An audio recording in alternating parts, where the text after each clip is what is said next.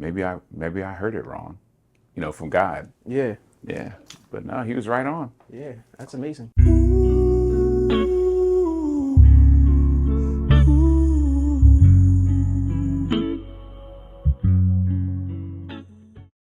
ready to go? Sure. All right. Welcome back to episode 40 of the Awakened Avoidant. Today we bring to you another deposit on the journey towards generational health.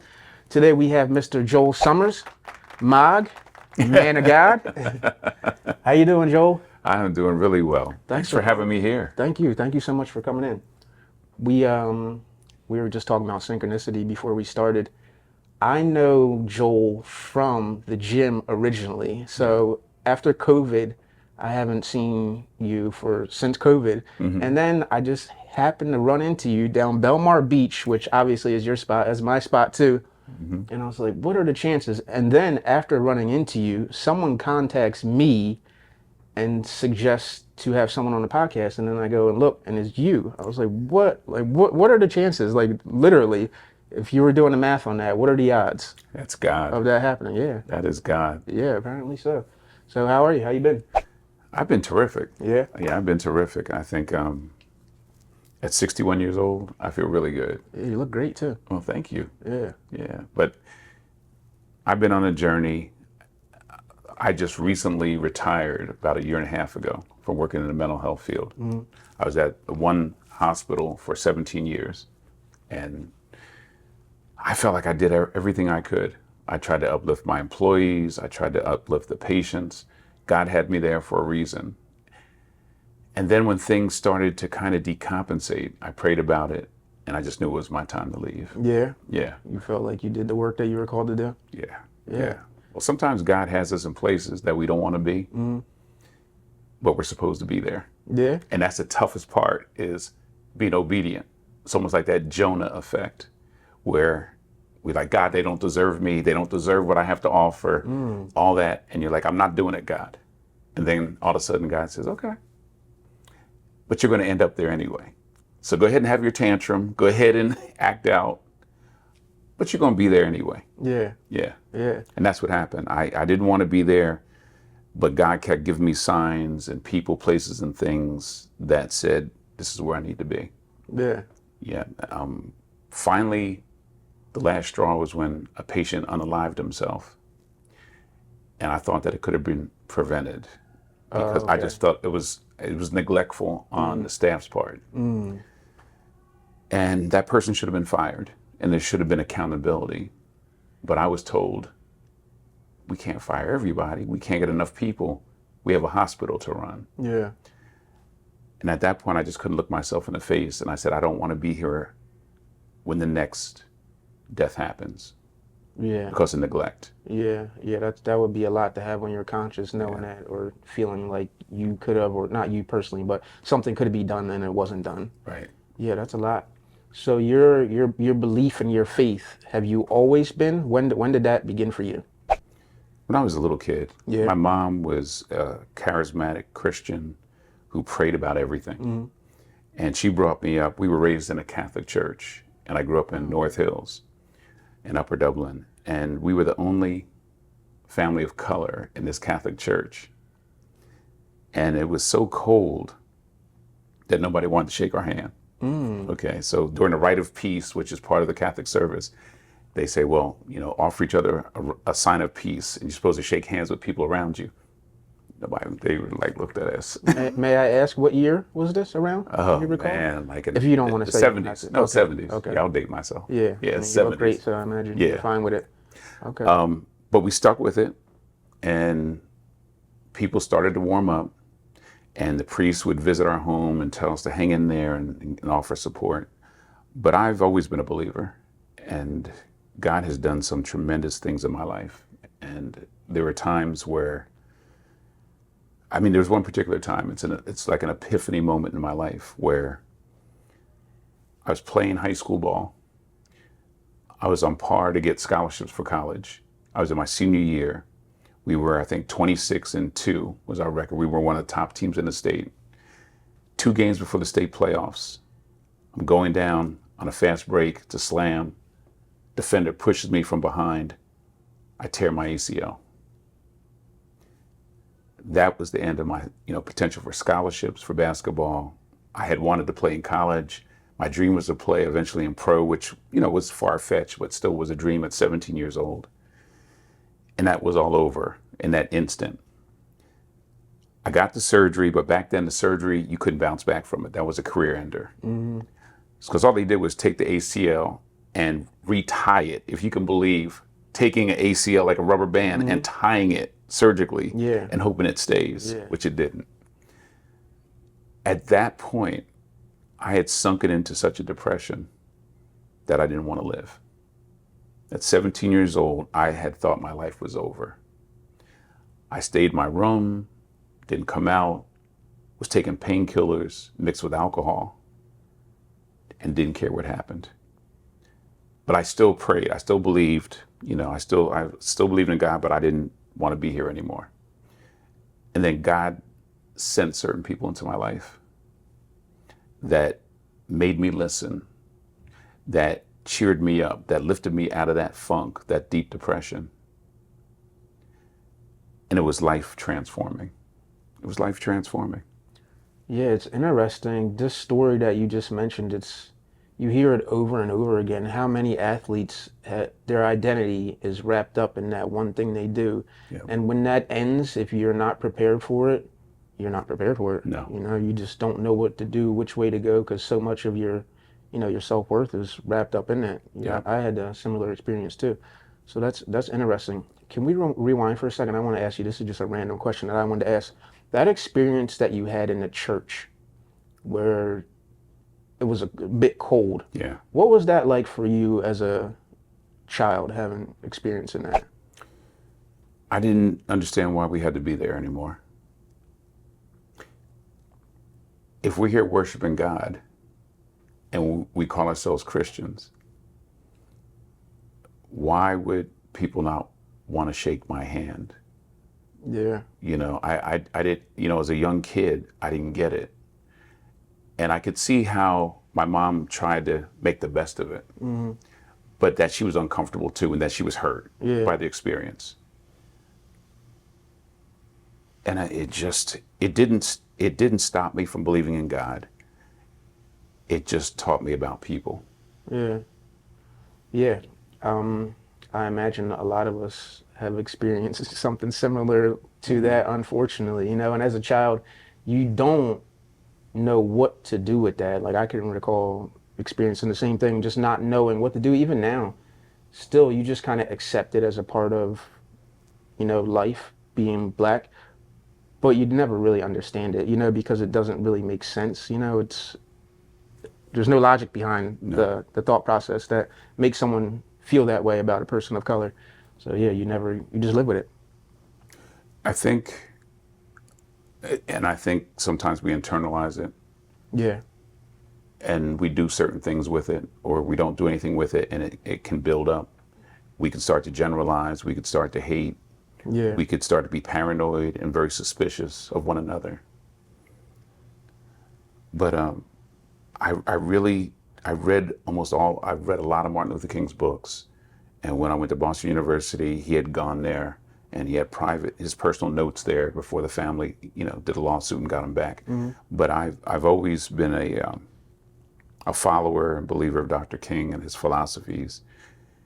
And I wasn't going to let anybody bring me down low enough to hate them. Yeah.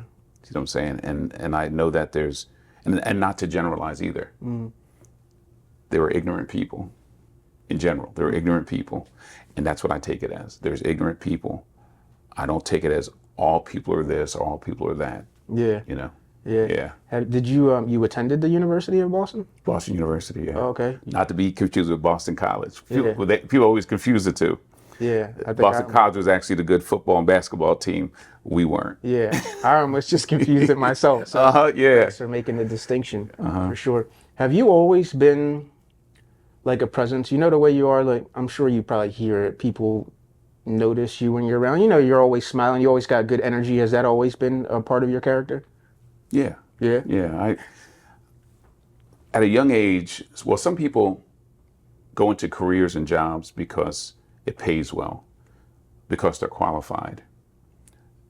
I went into mental health and behavioral health because it was a calling. At a young age, people would just tell me things. They would just, out of nowhere, just tell me very personal things about themselves. And I would listen, and I think a lot of people just want to be heard. So 10 years old on up, people would tell me things. In junior high and high school, how people come to you and say, with their little issues, Bobby won't talk to me, or Raheem hates me, or whatever, what should I do? So I was always the problem solver, right? So it just came, so my profession chose me. I didn't necessarily choose it, it chose me. And I started at a young age, at 18 years old, as a summer job, working with my mom, who was a unit nurse manager at a hospital in Willow Grove. And it was baptism by fire. Because when you're 18, working on adult behavioral health units, downstairs was a drug and alcohol addictions unit, upstairs was a mental health unit for adults. They don't want to listen to an 18-year-old. Yeah. So you really have to assert yourself to get that respect. But you really have to find a creative and adaptive way to get that respect and be humble enough, right? When they're coming at you, they're cursing at you and they're demeaning you, is to not take it personally. And know that people come to hospitals like this because they're ill, because they have challenges. And my job is to treat people with dignity and respect, no matter how they treat me. Which is tough. When you're 18, you want to react. They're cursing at you. They're calling your names. They're spitting on you. Whatever. And to maintain your poise, if you can learn at a young age to maintain that poise and that calm, then you can do a lot of great things, because nobody's moving you into that realm of violence or being reactionary in a negative way. Yeah. So it sounds like you just had control of your emotions at a young age, where a lot of people are still struggling to figure that out.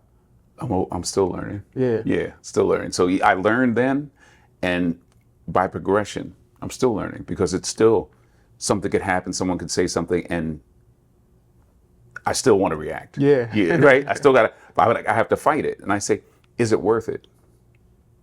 Is it worth going to prison for? Yeah. Is it worth, getting arrested for, Yeah. getting a record or whatever? No. Yeah, that's interesting. Do you think that comes with age? No. I think it comes with experience. Yeah. There are a lot of old fools. Yeah. Right? So Yeah, you're right. People You're say, right. oh yeah, as you get older, you learn. Yeah. No, not everybody learns. Yeah. Right? You have to want to learn. And then I hear this cliche, work in progress. Well, no, because it only works if you are in progress. Not everybody's in progress. So people use that cliche because it's cliche. It sounds good. But if you're not working, you're not a work in progress. Yeah.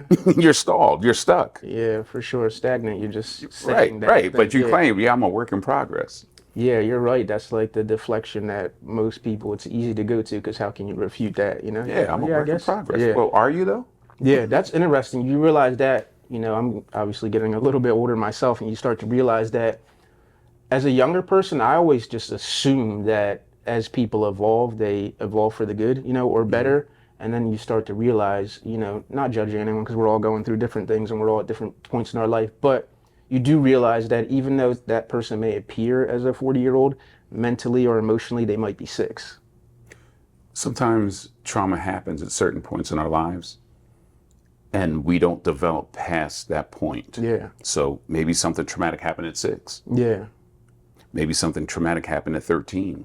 Yeah. So instead of that natural progression and development at those ages, boom, You're stuck. that trauma happened.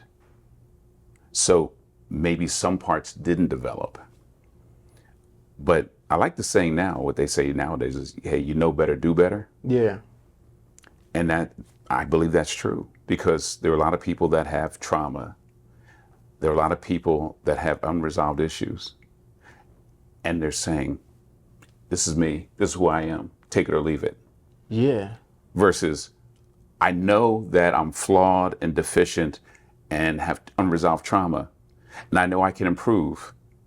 Why not improve instead of take me with my unresolved triggers and traumas and wait, let's see what happens next. Yeah, which you know how that's going to end, especially if you're on the other side of that. If you're someone that's working on yourself to try to exist in a space where someone isn't doing the work, I don't know if the longevity of that situation. It's like, to me, it's almost like IEDs. It's like these emotional explosive devices that live within us. So we can suppress some of the things we're going through, right? But if you take stress and you take a lot of the things that are going on today, and if we were this balloon, and every time there's stress, we blow in that balloon. Well, unless you have something to relieve the pressure or the air from that balloon, the stress, it's going to explode. Not necessarily when you want it to, not when you expect it to, or not necessarily how you expect it to, but it will eventually explode. Yeah, yeah, you find that out. Even myself, well, I'm sure you too, that it's exactly as you just described, and you need outlets or remedies for, like running or exercising or stretching or yoga or whatever that you can do just to make sure that you're not just out on edge, just waiting for your moment to blow up, because it can happen. It usually will happen at the worst moment.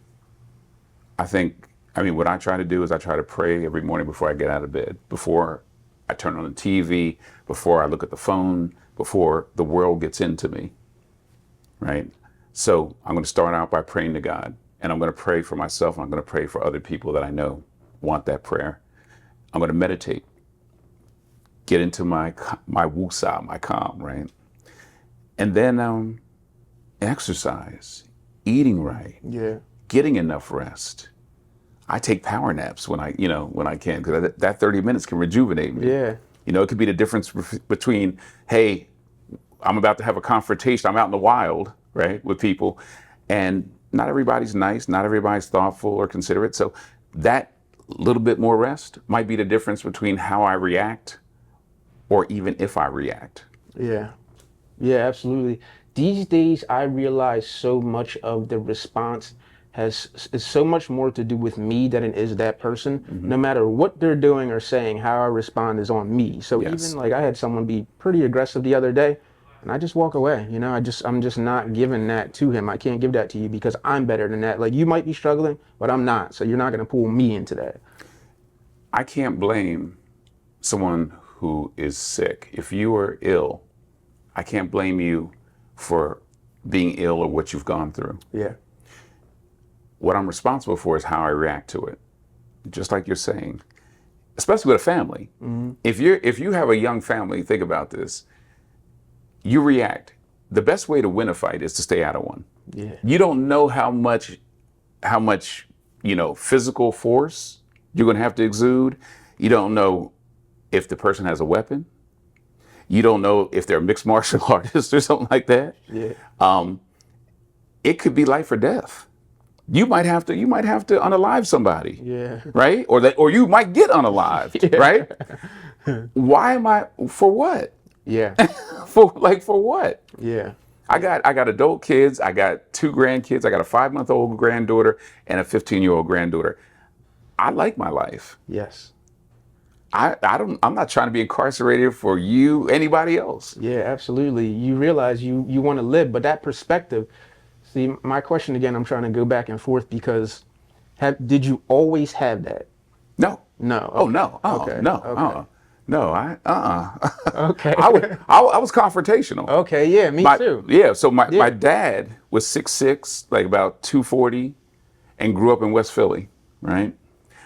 Hardcore man. Nice man, aerospace engineer, but he was smart, but he was street. Yeah. And my mom, she was going to be a nun till she met him. She was actually going to be a nun, but she became a registered nurse, real street smart. Like my mom was a gorgeous tomboy, if you can imagine that. Somebody that's pretty, but could throw a 60, 70 mile an hour fastball. Yeah. Yeah. Those are the best ones. Yeah. Oh yeah. Yeah. Because my mom would say, "Hey, you want to go out in the yard and catch?" So I'd be like, "Yeah." We bought a catcher's mitt. So my mom was tough. She came from Jersey City. She lived in Atlantic City. She grew up in North Philly. Oh yeah. So she's tough. Yeah, like for you, sure. yeah, Jersey City. yeah. Yeah. So, but the combo of the two, loved us. They taught us discipline, accountability, and affection and attention. Okay, and they really pushed education. They pushed being physically fit and all that. Dad didn't take any stuff. My mom didn't, but she was a little bit more. Dad will fight you, Yeah. right? You say something crazy, he'd be what? Yeah. Right? Yeah. Ready to jump. So I had to tempt that down in me growing up because I would get out the car because he would get out the car. Yeah. You know, Yeah. he would. I remember going to a Sixers game, and everybody 14 and under got a free T-shirt, right? But I was tall for my age, so when I walked through, the guy wouldn't give me a T-shirt. My dad said, "He's 14." He said, "Well, no, he." My dad said, "He's 14. Give him the shirt." Yeah. And he's 6'6". So the guy's like, "Yeah." But yeah, my dad didn't let anything pass. I had to teach myself, hey, you got kids, man. You got little kids. You want to be in their life. You can't fight everybody that says something to you that you don't agree with. You can't fight everybody. You're out here with these kids. Somebody confronts you, what's going to happen? They could get hurt. Yep. You could get hurt. You could go to jail. No, I needed to figure things out, and I prayed about it. God helped me to calm down. I had to teach myself. When I went to courses, working at the hospital, seminars and stuff that teaches you crisis intervention, that it's okay to walk away. You're not a punk walking away. It takes a lot of courage and a lot of self-control to walk away from situations that could escalate versus staying with that machismo. Now what's going to happen next? You don't know what's going to happen next. Yeah. No, you have no clue. Yeah, it took, for me, honestly, it took my son, and I'm 40 something now. I think I was like 38, and up until 38, I'm still getting out the car, just because I don't know why. I just had this perspective. Actually, I know why. I was probably still angry. I was angry my whole life having no dad. And I carried that, not really knowing that that was the driving emotion behind it, the confrontation. Basically, in my mind, I was probably looking for that my whole life, like waiting for it and wanting it.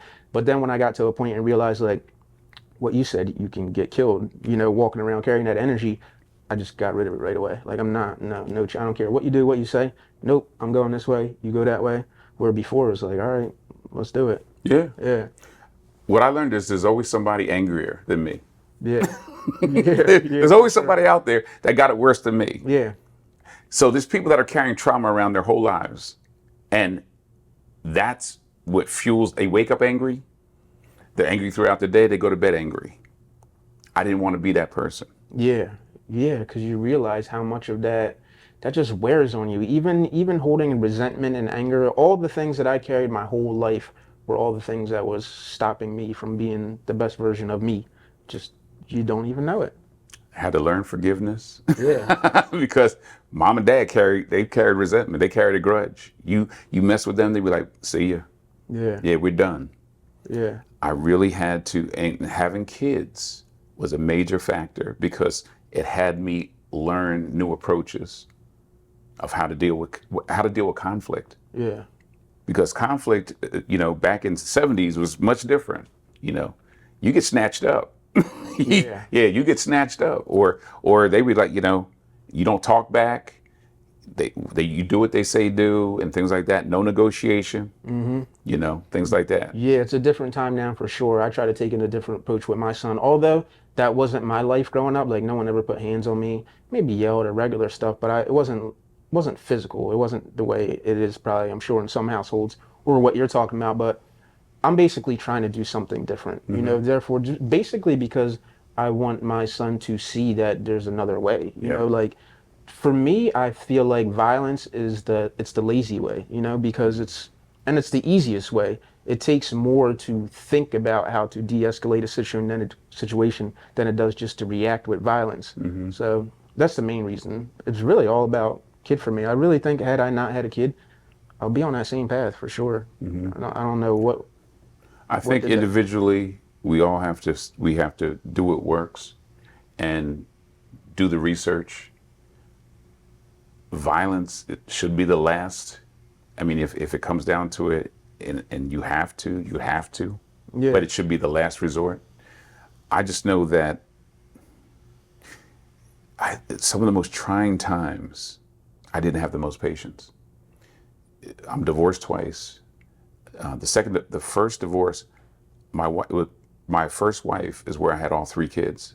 I met her in Denver when I was doing radio. Never thought I'd ever be divorced. That never, when I was a kid, you couldn't tell me because I said, I'll never be divorced. When I hear other Yeah. people talk, divorce, well, they must be weak. Yeah. Yeah, what's going on? They can't keep a husband, they can't keep a wife, whatever. But you're not in control of the other person. You're not in control of the other person. And sometimes things don't work out. Sometimes it starts off and you're evenly yoked and everything seems cool. But I will tell you, those unresolved trauma things, those issues can come up at any time. And they can be triggered. And if me, you, your wife, and my next wife or whoever, if they're triggered, you don't know how it's going to go. I just never, I worked in the field, but it's different when you come home to kids or, close family members that have mental health or behavioral health issues. Working with people and getting paid to do it is one thing, but when you come into your house, you go to your parents' house or, cousins or whatever, and you're dealing with some serious issues, it's tough because it wears on you because you don't get away from it. Yeah. Yeah. Trying to carry the emotional baggage of anyone other than yourself is a challenge. It's not something that you want to be doing if you can avoid that, for sure. I wanted to ask you, if you don't mind speaking on this. This question isn't about you, but just the situation in general. Do you think if you could go back, is there anything that you could have done to maintain that marriage? No, Anything that you would have done? no. I think that I'm asking for me. for me, I try to. I don't. Maybe I do sometimes. Maybe I over communicate. I'm a communicator. Yeah. I'm a communicator. So, Sean, if you're offending me or something, I'm going to let you know. I'm not going to walk around angry. I'm not going to walk around on eggshells. I'm going to be like, hey, Sean, I really don't care for what you just did, or, that's not cool, what you just did, or, hey, I'll give you an example. So we had a dog. I got two dogs now, but we had a dog. So I had three kids. They wanted a dog, got the dog. I was married. So I would say, hey, can somebody help me clean up the feces in the yard? Yeah. Okay. Everybody, yeah, yeah, yeah. Everybody bobbleheading, yeah. Cool. Didn't happen. They stepping in it and bringing it in the house. Guys, come on. Let's clean up the feces in the yard. No, still not done. So then I was like, guys, clean up the feces, like so that type of thing. I think that sometimes we have to be the best that we can be. So I believe in going to therapy. I really do. I can't be in the mental health field and help other people and not believe what I do and not get help myself. I think that we really have to figure out who we are. I think that we deserve to work and heal from past trauma that we might not even realize that we have. Sometimes we're so good at disguising it, and we walk around with these masks on, and we start believing we are the mask that we're wearing. But no, there's certain things going on. So as far as back to your question of, is there anything I could have done differently? I try to do everything possible to resolve any kind of conflict or issues or challenges. But it can't be one hand clapping. Yeah. Okay. So if I'm trying to do it and you're like, nah, right? Yeah. Psych. It's not going to work. So no, when I got divorced, both times, went to counseling. I went individually and tried to encourage marriage counseling. Read self-help books, prayed, went to my pastor and elders in the church and prayed. They prayed with me, and I went to, talk to certain people that I trusted in my inner circle. But once I've done everything I can do, The rest is on you. And if you're not going, if you're not, you don't want to try, nothing I can do. I can't go down with you. Yeah, See what I'm saying? absolutely. If I'm staying with God and I'm doing these things, and you opt not to, because at any time anybody can opt not to. They could say, they go through something, they say, well, no, God betrayed me, I'm not following God anymore. Hey, Sean's still going to church, maybe your wife stops going to church. Sean's going to the gym, your wife stops going to the gym. All the things that you had in common, or the things you fell in love with, might not be there anymore. And then it's up to you to say, hey babe, we were doing these things together, and I know things have changed, but how can we recapture that? And they might say, I was feeling the same thing. I really thank you, because I was thinking the same thing. Yeah. Or they could say, forget you, Yeah. forget you. So, no, I'm not the same person. Yeah, that part is interesting, right? Because like me, I've always been a variation of the same person my whole life, and it comes from this like the football kind of mind state, whatever that militant, just kind of I'm gonna get up, I'm always gonna look like this till I die. I'm always gonna work out. I'm always gonna try to just take care of me. That's never gonna change, no matter what's happening. Even when I get down at my worst, I know I gotta get back up. And I've always said the same thing. I love being in shape. I like the feeling. I like everything about it, right? And I just think it keeps me from, getting certain diseases and certain things that I would get if I didn't. But things come up. I had a GI bleed that almost killed me. Yeah. I've been in car accidents. I've had 2 knee reconstructions on this knee, 1 on this knee. I've had a hip replacement because, back in the day, we wore Chuck Taylors as regular sneakers to play all sports. Yeah. So I had a flattened arch. Little did I know, the arch healed itself, but over years, it wore on this hip, so I had to get hip replacement. There's things that happen in life that are going to challenge you being in shape, that are going to challenge potentially your faith, how strong your belief is in God, how strong you are if you're with someone else, that you are as a couple. Because you can be a great Christian when you're not challenged, right? Everybody can love someone who's easy to love. Yeah. Yeah, can you love the person that's not easy to love? Can you bounce back during conflict and horrible things that happen in your life? See, yeah, people are going along, oh yeah, well, we love God, we're great Christians. Boom, this negative occurrence happens. That rocks you, and it rocks your faith, and it might rock your marriage. Then you know how strong you are. Right? Yeah. Then you know. Yeah, if you're not going through nothing, then yeah, you can skip down the road and yeah, it's Disney, right? Yeah. But it's when you get rocked, when a death happens to someone close, or things aren't going well and you don't know where your next meal's coming from. You get fired, she gets laid off, whatever. Yeah. Because after that first divorce, my house was on foreclosure.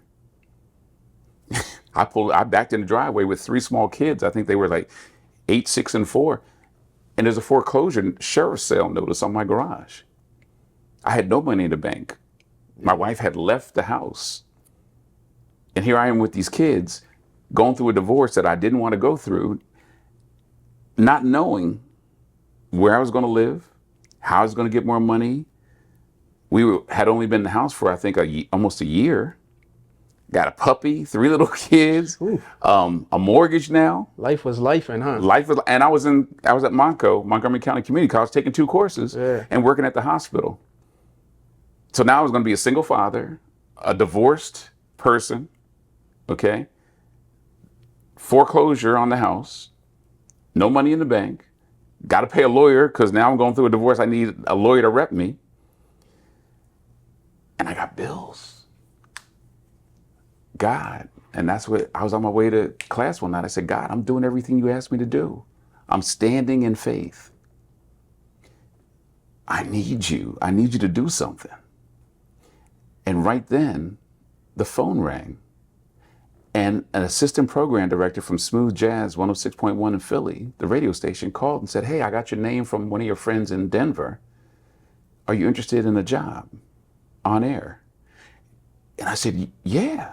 And I was in shock. I almost crashed. I was driving, I almost crashed. And he said, well, come in. We're going to do an audition with you. It's only part-time, but we'd like to hear you. Cool.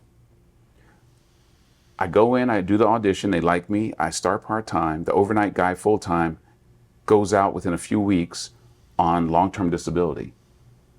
Now they give me the full-time overnight job. So I'm working at a behavioral health hospital during the day from 8 to 4 doing staffing. And then I'm working overnights, midnight to 6 a.m. on Smooth Jazz as a radio personality. So you were grinding. God answered my prayer. He didn't give me any money. He gave me opportunity. Yeah. See what I'm saying? Yeah. He didn't give me the money. He said, I'm going to give you the opportunity. To go from what was nothing to part-time to full-time right away, it had me hone my skills on air. It had me talk and reach out and minister to a lot of people off air of the radio. The only compromise was I didn't spend as much time with my kids as I had wanted to because I was hitting those 2 jobs. Yeah. But God allowed me to keep my house. People came and gave me money. I asked, some people said they were going to loan me and they just gave me money. The church came through. Manna on Main Street came through. They helped me pay.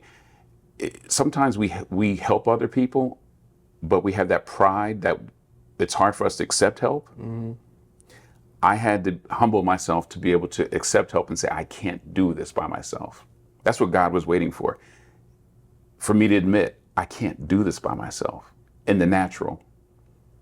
Once I surrendered, God helped me to achieve everything I needed to keep the house that I'm still in for almost 30 some years, to get the money necessary to pay the bills, for food, for clothing for me and my kids. When you're going through this, do your kids have any idea? Do they know that? They know something's going on. Yeah. They know something's going on. Now my eldest, who was like 8 or 9, I was in my room.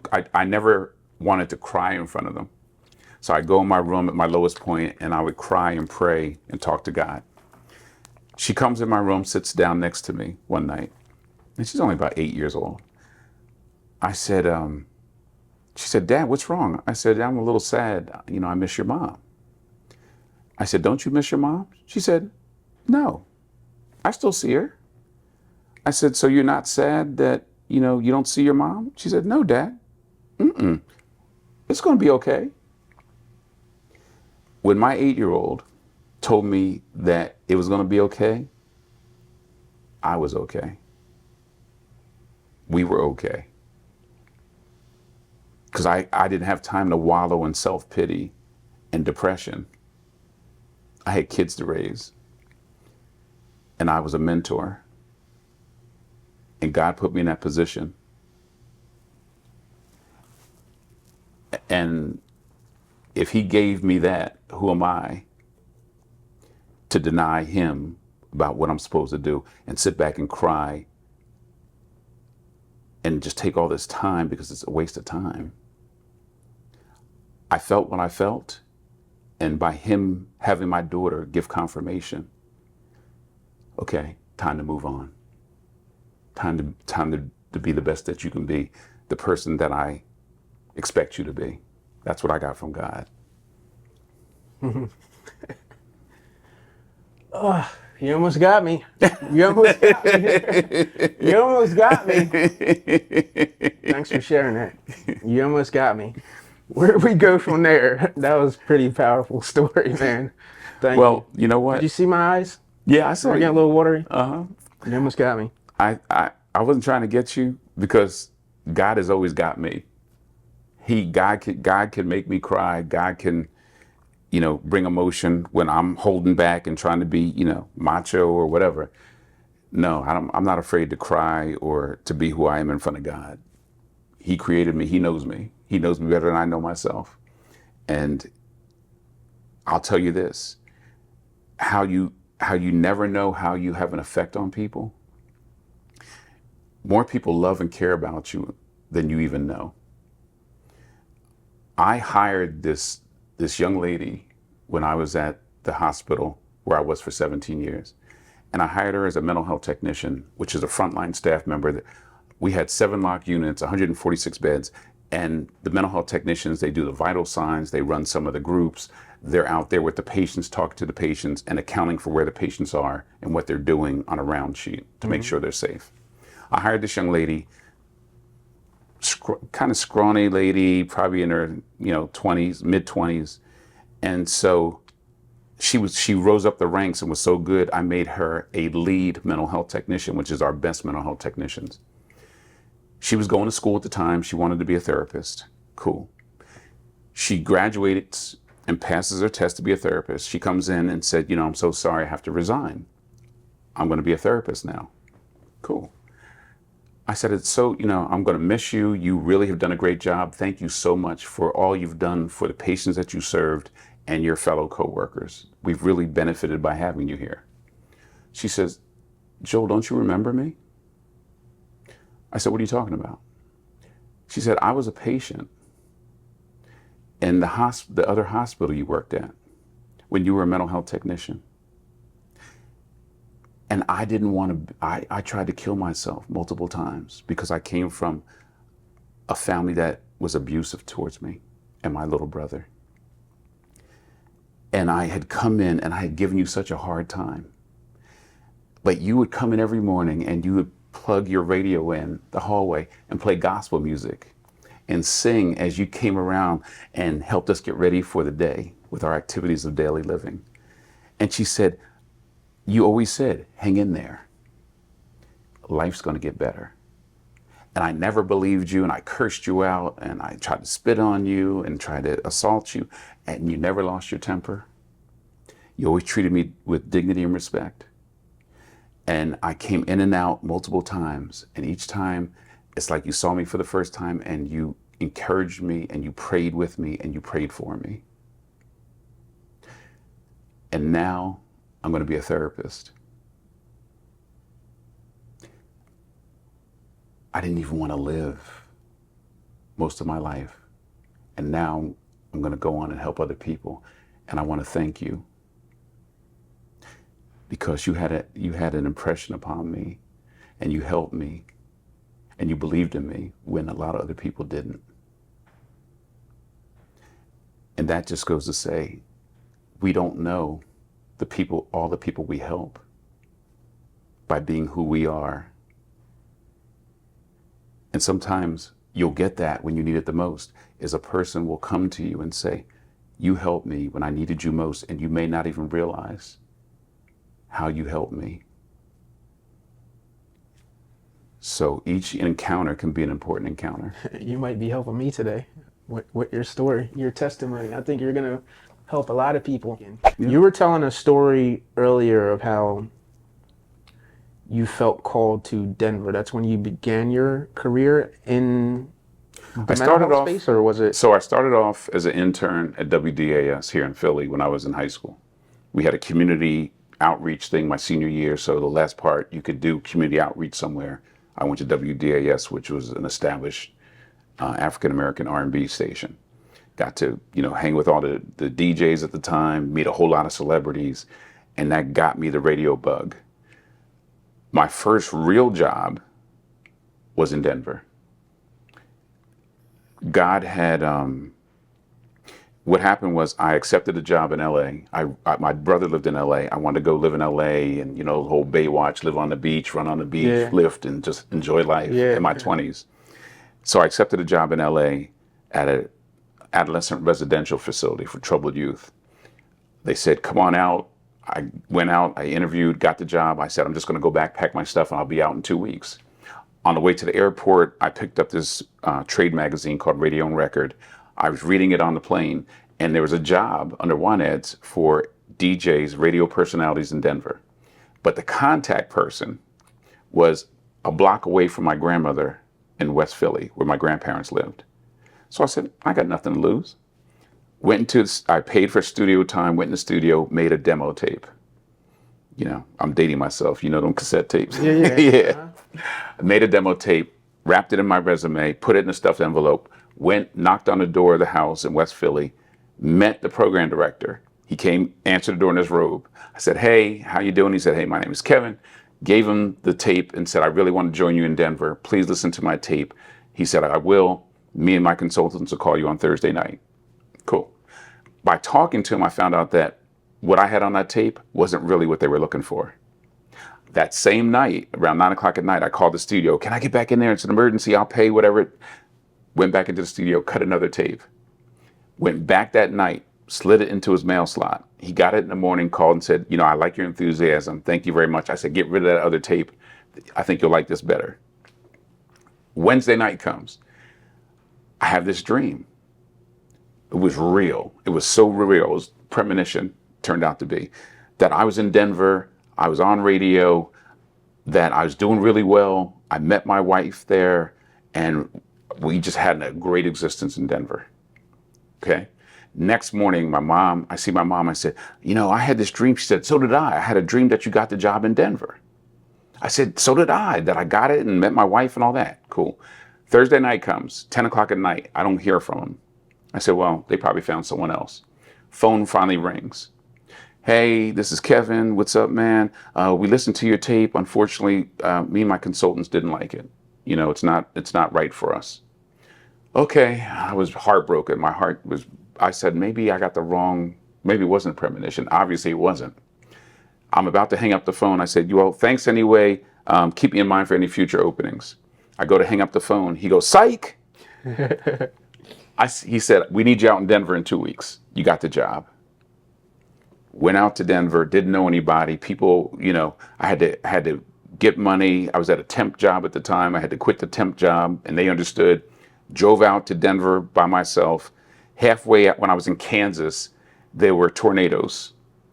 The road was closed behind me, and the road was closed way ahead of me. I stopped at this place called Stuckey's, and they said, well, it's closed behind you. You can stay here, I guess. So I prayed about it, put on gospel music, and kept on my journey and went out. And I saw the tornadoes coming across behind me.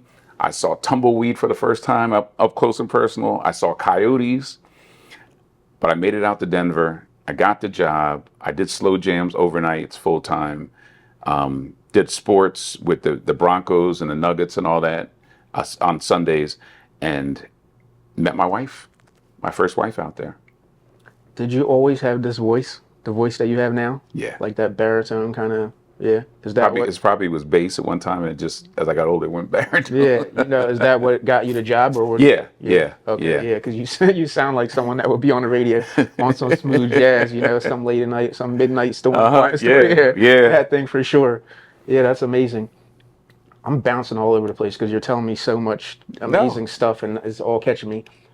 You were talking earlier about how it's easy to be there when it's easy. And I thoroughly agree with you. And I wanted to say, I think I was inspired by you when I met you because you look great, at your age. So when I see anyone, because when I see older people in general, I'm like, man, I want to, when I get there, I hope to look like that. And not even just about a look, just like the energy, everything that you got, just the way that you carry it. So yeah, the fact that you do that at that age, and you do realize that when things get hard, basically when I look at someone that's young and in shape, I don't even care anymore because it just doesn't have good and great for them and good for me when I was there, but it doesn't have the same value because it's easy to look that way when you got nothing going on. Basically is the long way of saying that. Like once I have a kid and then I started to lose my shape for a while, like it started to go, it's like, what is happening? It's like, what is going on? And trying to reel that back in and find, like whatever your new normal is, it's a lot. So to anyone that's going through something and finding a way to take care of themselves, I commend them. It's a long way of saying that. I won 2 natural bodybuilding competitions. One just where I was going through my first divorce, and then the other one after my second marriage. Because I was determined that I was going to be the best that I could. In fact, I was going to improve mentally, physically, spiritually, and emotionally. I said, I had to learn about these mistakes that I made during the first marriage and be better, get better, so that I could be ready for that second marriage, be better for my kids, but most of all, be better for myself. Yeah. So that natural bodybuilding, like I really put the effort in, and I just worked. When you're older, you learn. You work smarter, not harder. Mm-hmm. So there's ego lifters out there Yeah. that you know, Yeah, for and they're sure. just put on 300, put on 500, you know. Yeah. Da, da, da. And today they're walking, they can barely walk, and their shoulders are all torn up. Yeah. And yeah, no, I was working smarter, not harder, because I didn't have a lot of time, and I was doing the bodybuilding when I had the two jobs, Smooth Jazz and working as a staffing coordinator. But what happens is over time, metabolism slows down. You're working double shifts, especially if you're trying to make ends meet with your family. Mm-hmm. And you just have to be very great at time management and very passionate and determined about how you want to live your life. How you want to live your life. We're in it for life. See, it's not a sprint. Some people are like, yeah, I'm going to look great, in my 20s. Yeah, in my teens and 20s, I could eat McDonald's and I could eat whatever I wanted. And I was out all day playing and playing 2 hours of ball or three. And so, yeah, it wasn't tough to stay in shape. Yeah. But when your metabolism slows down and you're putting a lot of time in at work, you're doing double shifts of work and you're not getting the sleep, life is funny because it's that cycle. I took care of my kids. Cool. I thought I was going to be an empty nester and life is going to be, I'm going to travel, da da da. Okay. Second divorce hit, right? Second divorce hit. Wasn't as bad as the first, but, the person I was with wanted kids. Initially, they didn't. But when God told me, and that's the other thing, God told me I was going to have 3 kids. He told me that. He didn't mean 4. I thought he might have meant 4. When he said 3, he meant 3. Because I Yeah. tried for 4, Yeah. and 4 didn't happen. Yeah. But that's the thing, is being obedient. That's tough. When you're a believer, when you're a Christian, to be obedient when it doesn't make sense. When it doesn't make sense. The challenges, because God told me things were going to happen. He didn't give me all the details. Yeah. See what I'm saying? He said, you're going to achieve this. He didn't say I was going to have to go through all this to get there. He's like, you're going to be okay. Yeah. Your belief. I love it. I don't know if you know this, but again, I would say agnostic, I believe is the term. It's where I don't, what that means. Obviously, it's like because I can't prove it. I'm too, I guess, like not pragmatic, like a logic. I just need to see it, for whatever reason. Everything that I've ever learned or know about the world, because I didn't have a dad or anyone to show me, it's all been, I just have to see it, I have to see it. So that, I just don't know. But I do respect it, and I like it. Like I love it for people, not saying because you need it, because I see how it guides you through life in a way that it's extremely helpful. I saw I had it that. so right before I injured my knee, I was walking home from a girlfriend's house late at night, around 11 o'clock at night. And when you're in love, you do stupid things. So Hmm. I walked miles from North Hills to Willow Grove and back. So I was coming home at 11 o'clock at night. I get to this intersection near Jenkintown Road. There's a traffic light there. And out of just all of a sudden, everything stopped. Everything went quiet. The light froze on red. I couldn't step anymore. I couldn't take another step. I felt like I was paralyzed. I felt electricity running up through me.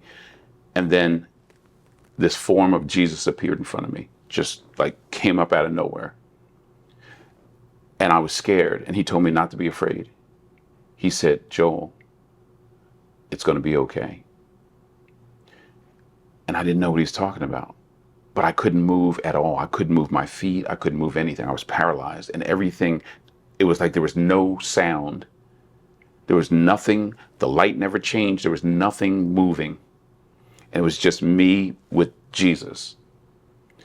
And then he went away. He just like went right down, almost like into the ground. And then the light changed, and then I was able to continue walking home. Okay. What he was saying was in preparation for when I hurt my knee and didn't want to live anymore. He was letting me know it was going to be okay. He sent me someone. It was a female student, and I had no contact with her. We weren't friends. We weren't acquaintances. After I got hurt, she heard that I got hurt. She came to my house and rang the bell. My mom answered, and she said, "Hi, my name is such and such." And my mom said, "He's upstairs." Because at that time, my mom was trying to get me out of the funk. I just didn't want to hear from anybody. I was in a cast. That's how they handled it back then. They did surgery and put you in a cast. She went up, she came upstairs. She said, "I heard you got hurt. I feel so sorry about that." Da, da, da. She started talking to me, and she started coming every single day to get me out of the house, to drive me down the Kelly Drive, to drive me to different places, use my crutches to walk and to get out of the house. And there were times I was just mean to her. I was mean to everybody at that point because Yeah. I hated life. I hated what happened to me. And somehow she made a difference. Is it a coincidence? It's a God incidence. I don't believe in coincidences. And the other part of that was I was sitting there feeling sorry for myself, laying in bed. Like I said, I was taking pain pills and drinking 40s. Okay, drinking 40s. Yeah. So that mixture. Yeah. And then I got this, my mom like put my mail in the room and she gave me this Ebony magazine to read. On the cover was the 17-year-old African-American kid who was smiling ear to ear, who had his friends around him, who had this, nice girlfriend, supportive girlfriend. And I read the article, and he was a great basketball player. He was a really good basketball player. But he lost his leg to cancer, his left leg. And here I was with a cast on my left leg. But I was going to be able to walk again and have a normal life. But this kid lost his leg to cancer and was joyful, still believed in God, still was playing basketball with one leg, and was living his life. And I'm sitting here crying and complaining and wanting to take my life because I had a setback of an ACL injury. He wasn't letting it end his life. He wasn't letting it bring him down. And he was missing his leg. And mine was only badly injured. So I just sat there and wept. I sat there and cried and sobbed. And I said, "Point taken. Point taken, God." Yeah, it's amazing that you're able to receive these messages because, sometimes the message comes and it doesn't get received, for whatever reason, because people are stuck in the why me.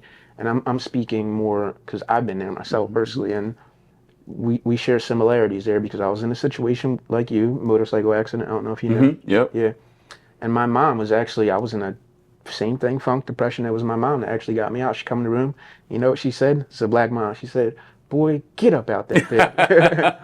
And that really was the thing that snapped me out of it. I was Yep. like, all right, because she obviously sees something that's wrong here. And that got me out of it. It was just, and then another thing, there was a Florida basketball player. I don't know. I believe he's a white gentleman, but he's really good. And he plays for Florida University. He played back around the time this was happening, and he only had one arm. And he was on a Division I school playing basketball. And I saw that. I was like, all right, I still got my arm. I was like, I can't do this because he's doing that. Yeah. So Yeah. for me, similar to you, it's like, no, I'm not going to do this. But those kind of moments, they help us. They inspire us. There's a guy, a little gentleman, probably like 4'10", got to be in his 80s, late 80s, almost 90, comes into the gym with a cane. And from the front door of LA Fitness to the locker room, it takes him about 15 minutes to get there. 15 to 20 minutes. Where it takes me and you like 30 seconds. Yeah. And he's moving a little at a time, like a tortoise. He works out on every machine. That man inspires me every single day. Every single day. This gentleman, when I'm saying he barely makes it,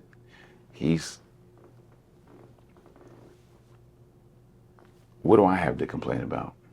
Yeah. What do I have to complain about? Nothing. Nothing. Yeah. Nothing. So God's good about, he shuts me up pretty quick. He shuts me up. And I know it's him because it's timely. Because I'm like, "Yeah, yeah, yeah, yeah, yeah, yeah." And he's like, oh, okay. Look at this. Would you would you rather be this or this person? See, you sitting there, but these people are still going.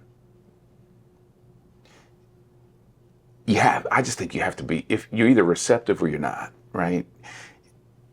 God, I think, will show us things.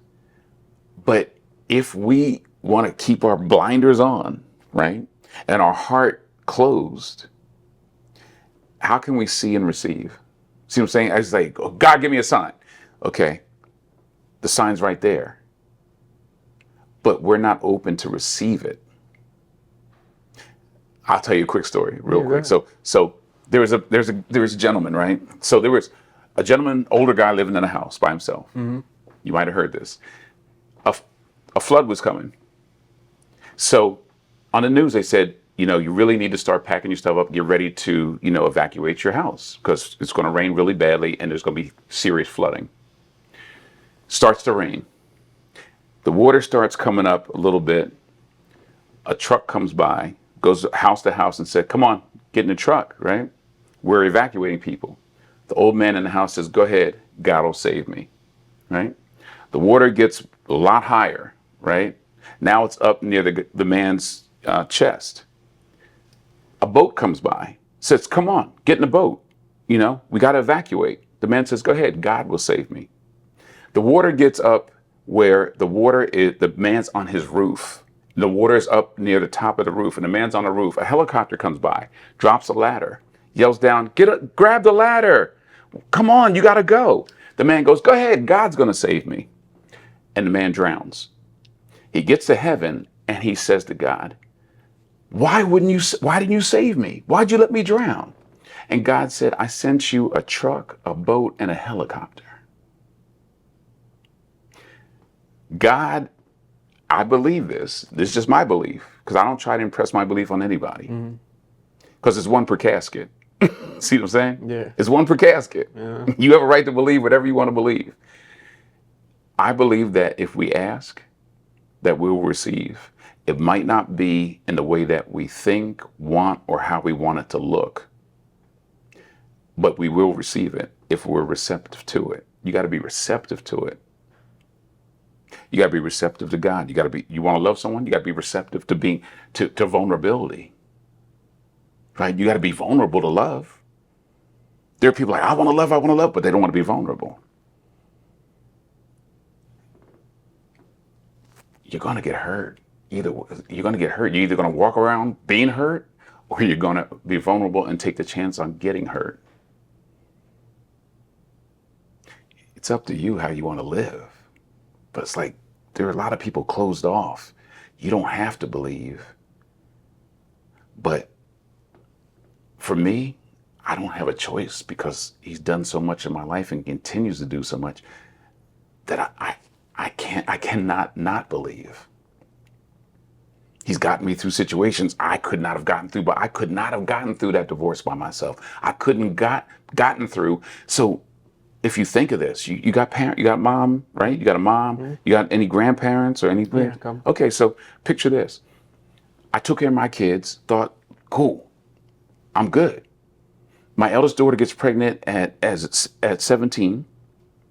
Now I'm helping to take care of my granddaughter so that my daughter can attend undergrad and then go to law school.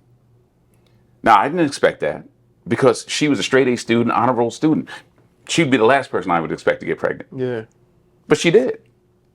So I could have said, well, good luck, right? I'm going to live my life. Yeah. I took care of y'all. It's time for me to live. But no, I said, this is a blessing. I'm going to help her and my granddaughter because I want the best for them. My granddaughter gets a little older. I'm saying, okay, well, maybe I'm off the hook. I'm still working full time while I'm taking care of her. I said, cool. She's like 12, 13. My mom contracts Alzheimer's. Dad gets COPD and he's depressed because, he has to deal with my mom. So now I'm on call 24/7. I'm still taking care of my granddaughter. I'm going to work full time at a behavioral health hospital, helping other people with issues. Now I got issues, more issues, right? But I'm still helping other people. And then I got to deal with my mom, who, for a while lived in a home and tortured my dad because of Alzheimer's, because she'd only listen to me. So I got calls at 1 o'clock I never kept my phone on before, but now I'm keeping my phone at 1 o'clock in the morning. Your mom won't listen to me. Your mom doesn't believe I'm her husband. Could you talk to your mom? Mom, that's dad. That's your husband. Please listen to him. Go to bed. It is? Yeah, mom, go to bed. I'm doing this all day now because if you know about Alzheimer's and dementia, it's torture sometimes. Yeah. So now I'm taking care of my mom, my dad, and then his sister, my aunt, who has dementia and doesn't realize she needs help, doesn't want help. She thinks we're all crazy, right? And that she's fine. So I'm taking care of these three, my granddaughter, and going to work. I thought after the kids I was done. No, now I got the back end, the elders that I'm responsible for. So it is like a cycle. So my mom passed in 2019. Dad died of heart failure and a broken heart because losing his wife of 55 years, right? And then I had to take care of his sister, my aunt, who was a hoarder, who lived in West Philly off of Cobb's Creek, that wanted no help and just would curse me out every day for trying to help her. Yeah. And then I had to get legal guardianship of her, and then eventually clean out her house and get her into the same memory care facility that my mom was in, where she passed away in 2023. Joel, not saying that there isn't, but if there is, you were definitely sent here by him. I believe that, and you talked about a little earlier, I think, when we were talking about gastrointestinal stuff. Because of my knees and the bad arthritis, I took naproxen for years. Okay. The doctors, my sports medicine doctor said, yeah, you can take it, try to hold off on getting knee replacements for as long as you can, because they're only guaranteed about 15 years, the parts and the wear and stuff, and they don't want to have to do it twice. So I took naproxen. I get the surgery for hip replacement. The doctors forget to sign the prescription for pain meds. I called a doctor on call, can I still keep taking my naproxen for pain? They said, yeah. I take it. The next day, I start bleeding rectally, and it nonstop. The toilet bowl was filled with blood. It looked like somebody just poured blood in my toilet. Oof. Probably for 6 hours. To the point where I just said, I gotta take a shower, because in case I go to the hospital, I think I'm gonna pass out. So I took a shower. I called my eldest daughter, who was at law school. She said, you want me to come? I said, well, no, let me just see if I can make, that athlete. Yeah, so you're bleeding out for 6 hours straight and you're still waiting to go? You know the athlete. Oh, I could do this. Yeah. I could do this. I got this. I can't do that, but go ahead. So I go to bed. I'm cool. Like I was able to go to sleep. I wake up the next day. I'm not bleeding anymore. My friend says, hey, you want to go to the Sixers game? I'm taking my son and his girlfriend. I was like, yeah. Go to the Sixers game. Great seats, 3 rows from the floor. I start bleeding again. I go to the bathroom and I'm just like bleeding badly.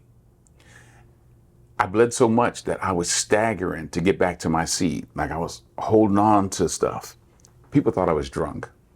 They're like, oh, look at this. I heard somebody like, he can't handle his liquor. Yeah. I get back to my seat. I'm watching the game. Everything is in black and white now, right? It's near the end of the game. I tell my friend, I don't think I'm doing good. He said, okay, we'll get you to a hospital here. There's, a hospital in Philly. I said, no, I'll die. Don't take me to a hospital in Philly. Not on a Friday night. I'll die before I even get seen. So he brings me back here to the burbs, and I go to North Penn. And as I go in, they said, you should have came in a wheelchair. First, I wasn't going to go. First, I would say, just take me home. Yeah. But then my friend was like, no, you probably should go. Luckily, I didn't go home. I would have died. My hemoglobin fell from 12 to like almost below 6 in a matter of an hour or so. So I get to North Penn. They put the gown on me. I go to the bathroom. I say, I gotta go to the bathroom. Next thing you know, I feel cold, and next thing you know, they're waking me up off the floor. And the only thing I could think of was like, oh my gosh, if I damaged my hip, because I just had the hip done, I said, I hope I didn't damage my hip. But they kept me for 48 hours and did a whole bunch of tests. They gave me 4 units of blood because I'd lost so much blood. And I passed out, after like the 3rd or 4th unit of blood. And I saw this orange light, and God spoke to me, right? And I felt this electricity, and I felt euphoric, like a euphoria I've never felt. And he asked me if I wanted to come with him. And I really did, because I felt that great, because the light and the heat I felt and the electricity. And I heard his voice, and I thought though, for that a split second, I said, who's going to take care of my parents? Who's going to take care of my granddaughter? And I thought about it, and I told God, no, I want to stay. And at that moment, I opened my eyes, and I had the team of doctors around me, and they said, welcome back. We thought we lost you. But I was smiling, and I said, why are you smiling? And I said, because I just spoke to God, and he let me stay. And the doctor said, today should be your new birthday. You should make today your new birthday, because we thought you had gone, that you had died.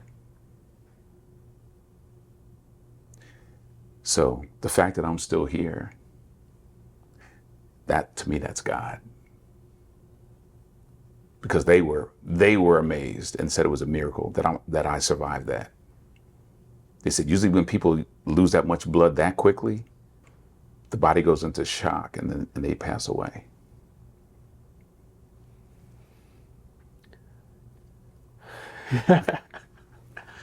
I appreciate you for sharing this. This is a very interesting episode. Very interesting. I never know what's going to happen here. I certainly didn't know this was going to happen. I could not, nor would I refute that. I believe you.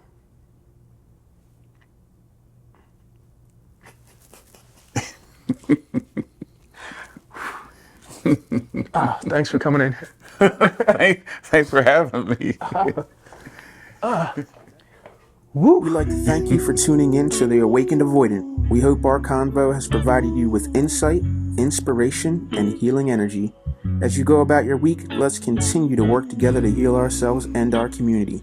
Stay safe and continue to spread healing vibes wherever you go. Catch a new episode Wednesday weekly on all platforms. Strawberry vinaigrette in my fridge. Made it from scratch, that's just what my life is. Picking my face and uncounted